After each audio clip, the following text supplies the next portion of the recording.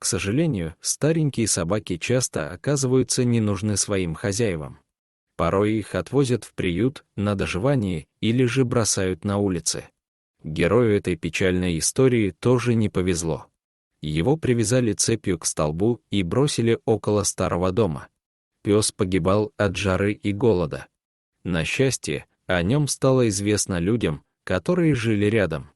Они-то и помогли бедному, брошенному псу. Позвонили волонтерам. Когда те прибыли на указанное место, то даже не поверили тому, как можно было додуматься посадить на цепь собаку у нежилого, ничейного здания. Однако это была правда. Песик был жертвой своих бессердечных хозяев. Он лаял несколько дней подряд. Звал на помощь. Когда его заметили, то позже выяснили, что хозяева собаки просто уехали в отпуск. Не одни, а с другим своим псом. А про этого питомца забыли. Так он и сидел без пищи и воды. Не мог даже убежать отсюда.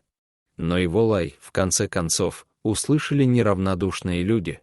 Сообщили волонтерам из местного приюта. Те срочно прибежали во двор, который весь был завален хламом, чтобы помочь голодному существу. Он был хмурый, пытался огрызаться. Псу начали бросать кусочки еды. Он ел с жадностью и ждал очередной порции. Так волонтеры хотели получить доверие собаки. Не сразу, а через время пес разрешил им себя погладить. Так что контакт можно было считать установленным. Волонтеры продолжали удивляться. На этом грязном, запущенном дворе была посуда. Но вся пустая. Хозяева, уезжая, даже и не подумали оставить псу хотя бы воды, не говоря уже про еду. Не подумали и о том, что железная цепь причиняла собаке боль, поранила ее, и раны тоже сильно болели. Когда волонтеры сняли с пленницы цепь, то увидели еще и красный след вокруг ее шеи.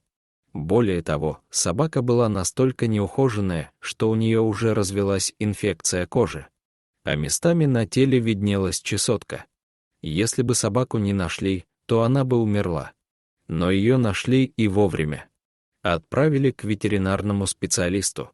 Тот принялся за лечение. И уже через 10 дней собака стала чувствовать себя намного лучше, успокоилась.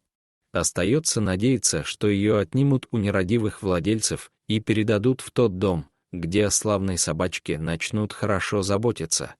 Дорогие зрители, подписывайтесь на наш канал, у нас много интересных видео о животных. До свидания.